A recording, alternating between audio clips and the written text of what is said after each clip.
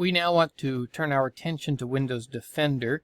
Windows Defender is a relatively large group of settings that is built into Microsoft Windows 10, and so we're going to take a look at some of the parts of Defender. First of all, how do we get to it? Settings, Update and Security, Windows Security.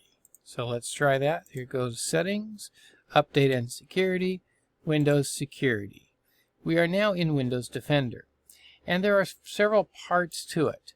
There is a virus and threat protection portion, and if we go here, this is where you can see now that I have a different, this is not Windows Defender, this is Panda Dome. This is the antivirus, by the way. Virus and threat protection is the antivirus feature of Windows Defender.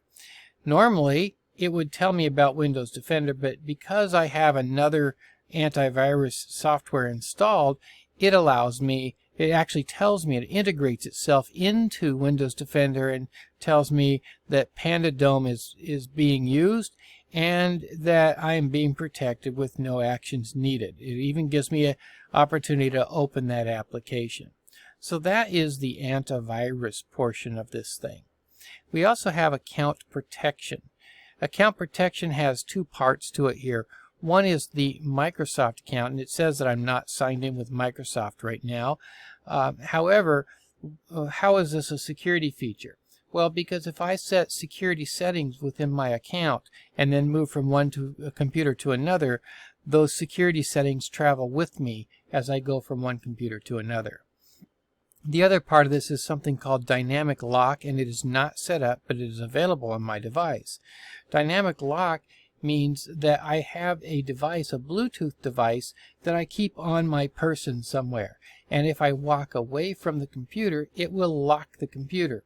So if I'm at work and I get up to go use the men's room or something, it will turn off my computer while I'm away from it and not unlock it until I come back.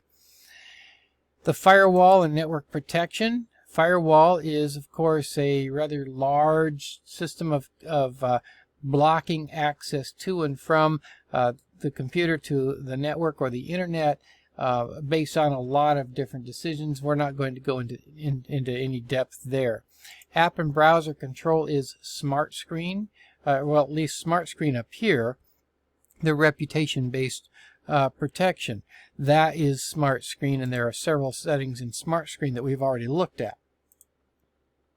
Isolated browsing is called the Windows Defender or Microsoft Defender Application Guard.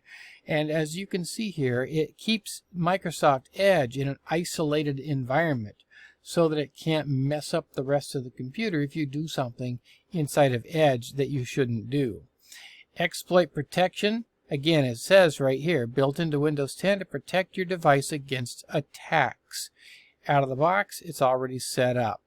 So, in other words, there are known exploits, and if you actually trigger one of those known exploits, or somebody on the network triggers a known exploit, it will help stop that. Device security, first of all, has two parts: core isolation. Core isolation means that the applications that run on your device will be run in separate containers, so to speak, from the core services and so forth on your system, so that it keeps the two from intermixing, and it reduces the footprint of possible vectors to your system. The other is the security processor, in other words, the TPM or Trusted Platform Module. This is a chip.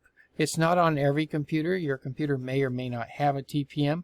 I have a big Llama giant computer here, 32 core, all decked out, and it did not come with a TPM. I had to buy one separately and install it. There was a place on the board to do that.